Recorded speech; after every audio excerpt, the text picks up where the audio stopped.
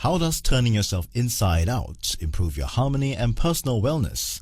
Hello, I'm Eugene Lo on the Slice of Life R on 938 Live. We function as a whole person. Mind, body and emotion. All of these need to fit and work together both intrinsically and extrinsically, which impacts every department of our life and wellness. I spoke to David Khan, co-founder and program director of Family Life First, and David brings with him extensive years of training experience and knowledge in behavior management and counseling therapy. I first asked David for his interpretation of holistic wellness. Beyond just having probably nutritional, lifestyle or even a good diet, wellness is actually the interaction of three aspects: interaction of the body, the mind, and the heart, which represent the emotions. I see. Okay, so we're quite familiar with the body, physical health, right? In this day and age, we have a lot of information about how we can stay healthy and all that physically. Let's go into the others, which may not be so easy to understand and put into practice. Let's start with the mental, which is you're talking about the mind then. That's right. Even before I go into some information about the mental wellness, most importantly to realize that, I like to just cite what World Health Organization has defined wellness as. Basically, it is a complete state of physical, mental and social well-being, not just merely the absence of disease or even infirmity. So with this in mind, I think there's always this mind-body connection to ensure there's a good state of well-being for a person. And so if many of the cases that I have actually attended to, it has been actually looking at, first of all, how the mindset about their situation governs so much of what they're going to do, their decisions. And so consequently, I think without a good optimistic mindset per se, it deters us from overcoming or even coping with challenges ahead. Yes, because what we think about influences our choices, and our choices will determine our emotions as well, right? I mean, depending on how the outcomes turn out, we may feel bad or good about any particular situation. So we can see how do those three elements work together? Well, I liken life to be just like a vehicle, and we have tires that would actually enable us to travel on in the journeys of life. If the tire is deflated, there's no way we can progress on in life. And I think in a tire there are many spokes. So when we talk about wellness in this holistic sense, apart from physical, there be also the mental, emotional, even the spiritual. And I just like to suggest a few dimensions to the wellness wheel of life, I would call it. Apart from physical, you have the emotional, the intellectual, the social, and also the spiritual. Each of these dimensions plays a very important part to ensure that a person will live holistically and positively. Yes, I mean, most of us place a lot of emphasis on the physical, right? I mean, physical health. We do our exercises and we try and stay fit, go to the gym and all that sort of thing, but not so much focus on the mental part. But the mental well-being has such a huge impact on our physical health as well, because we know that stress, things like depression and grief and all that sort of thing can affect our sleep, can affect our eating patterns, and all that ties in with our physical health as well. So we can see how all these three elements work together. So we're talking about this kind of holistic wellness, this full integration of the states of physical, mental, emotional, and spiritual. So how do these three components come together? How would you suggest we I would like to formulate that outlook with probably the H to the power of 3. You have the head, first of all, where there's the mind, the mental, the thoughts, our thinking pattern governs the next H, which is the heart. That's where the moods, the feelings will be affected by what we think. And eventually the third H should be called either the hands or the heels, which represent the behavior, our actions, the decisions we have processed through in our mind, and we feel the assurance in our heart. That's where will drives us whether to take that action or deter from an action. Can you give us some examples of how that works? Well, for instance, if I wake up in the morning and I feel a little bit uncomfortable, with my body. For instance, maybe there's a rough throat, a dry throat. And if my mind is going to tell me it could be something very serious, all right, it could be something very chronic. If we're going to entertain that thought long enough, definitely we wouldn't feel very secure or comfortable. And that would affect our state of being. We will get very perplexed, we get very disturbed, and we couldn't function properly.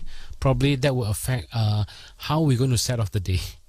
This tendency to focus on the negative or the worst case scenario. Yes, on the right? negative side. However, if I'm going to, on the other hand, if I'm going to meet a challenging situation, be it a crisis, adversity, or even a minor problem, if I'm able to condition my mind to tell myself that our thoughts will eventually govern my life.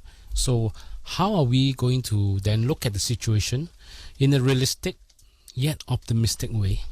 That even though this situation is inevitably going to be managed, or I'll go to confront it, but could I then gather the right resources? Could I actually energize myself in a productive manner, so that when I face this situation, I can reap more benefits rather than harbor more grievances out of the situation? Yes. Okay. So, David, you mentioned resources. Most of us, when we think of resources, we think of resources outside of ourselves, right? Perhaps extrinsic factors, people whom we encounter, events that happen to us, things like that. Maybe even, a very common thing is like traffic snarls on the roads, which get us into a rather fiery mood as well. But I suppose, just judging by the title that you've given to our discussion today, which is this idea of forging inside-out harmony. There is an intrinsic factor as well, Certainly. right? So how does that happen? I think first and foremost, we can just liken our life to be like a clock, the traditional clock, where there are also the hour hand and the minute hand. While when we look at the time, we want to read the time, it's indicated by the two hands. But what pivots on to the two hands will be right at the middle, that little rivet, which is like the intrapersonal. We have the interpersonal, but many times we overlook the intrapersonal aspect, which actually directs how we're going to run our lives, the decisions we made, the conversations we're going to engage, the kind of actions we're going to take, whether it's in the career, in family relationships, even in the social state of affairs. That's why the intrapersonal will entails quite a fair bit of things, like we talk about emotional. You talk about probably, do I feel a sense of security? Even when I make a decision whether I like to take on this career, whether I like to embark on this relationship, we need security. Yes. We need assurance. These are all intrapersonal aspects, which is from the inside. Chatting with David Kahn today more about forging inside-out harmony, keys to personal integrative wellness. David is co-founder and program director of Family Life First. More information at familylifefirst.org. I'm Eugene Low on A Slice of Life Hour, and my conversation with David continues in a while. I'm Eugene Low on 938 Live. A Slice of Life Hour continues. A balanced, fulfilled and significant life involves the art of inside-out living, which begins with the inner, emanating out to the outer. This orientates our conditioning approach to cultivate intrapersonal strengths of tranquility, optimism and dynamic equilibrium, which impacts every department of our life and wellness. I chat today with David Kahn, co-founder and program director of Family Life First. And I continue our conversation by asking him how to cultivate these inner resources which emanate outwards to improve our personal wellness. I think this is where we can also take some emotional or even mental pulse rates, like a physician, on a weekly or even on a daily basis. So diagnose our own. Yes. I think our body is a very good cue as to whether we are heading in the right path or we are disoriented. When we're disturbed with thoughts, we feel that we come to a standstill, where we find that it's totally so difficult even to make a simple decisions like, what should I wear this morning? then I think it is probably a symptom that's telling us that, hey, are we experiencing some exhaustion internally? And so to garner the right resources or to fortify resources within us, the intrinsic values, the intrinsic security, it really calls for a time of, maybe I would say, self-discipline, to actually shun ourselves away from the hustle and bustles of life. I know that we have smartphones, everything are all in the IT savvy age, but I think our wellness intelligence is not going very far if we just engage on that in a multitasking society.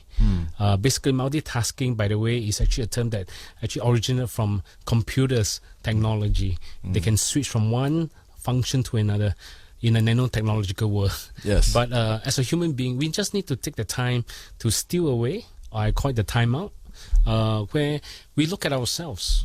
What have I performed well? What has given me satisfaction? Or rather, what has caused me to be very perturbed in a situation? Or because of a call I just received today, it totally swings my mood to be totally depressed or exhausted. Then that's where we can look at this tree, H to the power of 3 again. What was the situation or circumstance or even a person that caused my mind to be very disturbed?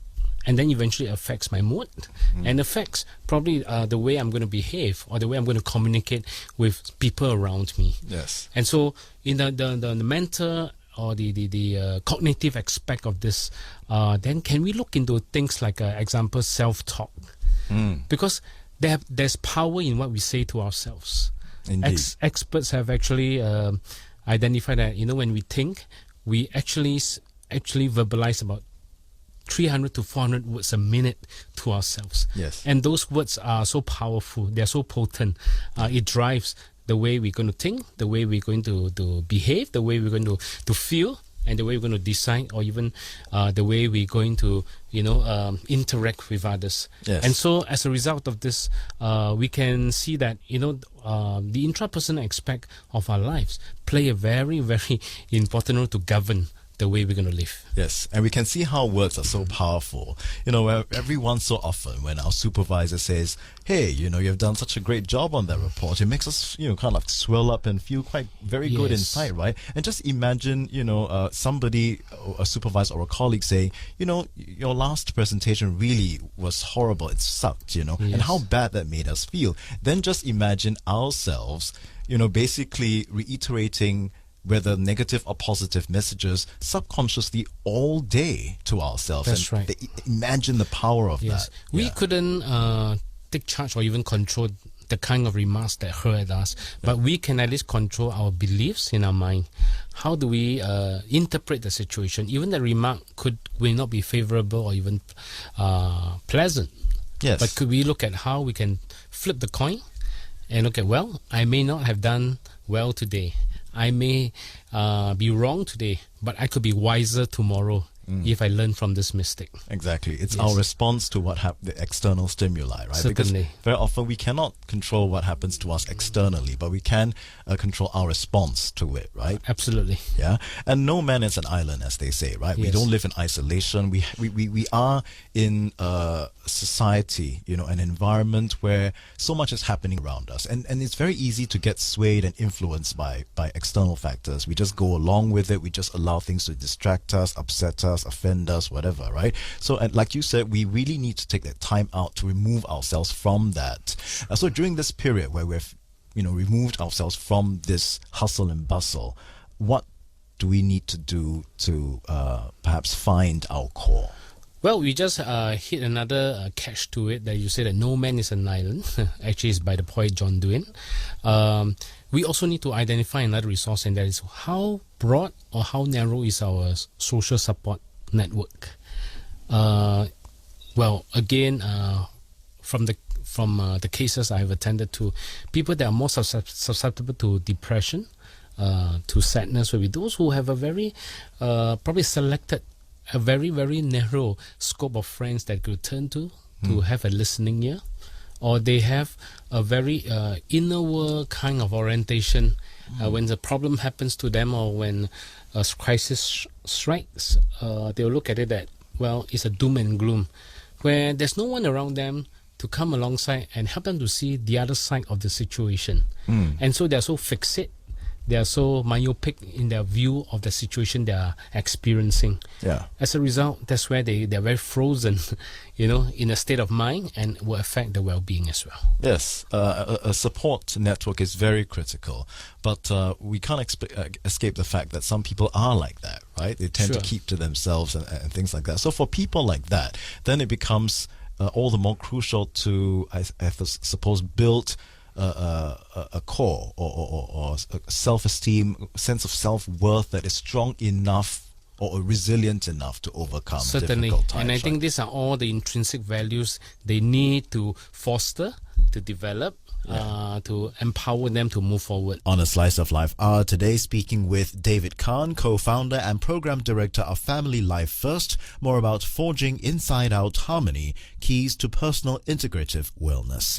Family Life First is a non-profit voluntary welfare organization providing community programs, family life education and counseling services, which include crisis intervention, therapy care and support groups. They've got some talks coming up, including EQ Power Affirmation, forging work-life effectiveness with emotional intelligence, keys to nurturing, also charting the roadmap of career family wellness, bonding and balancing acts. You can get more information on these talks as well over at familylifefirst.org. I'm Eugene Loh on A Slice of Life R, and my conversation with David continues.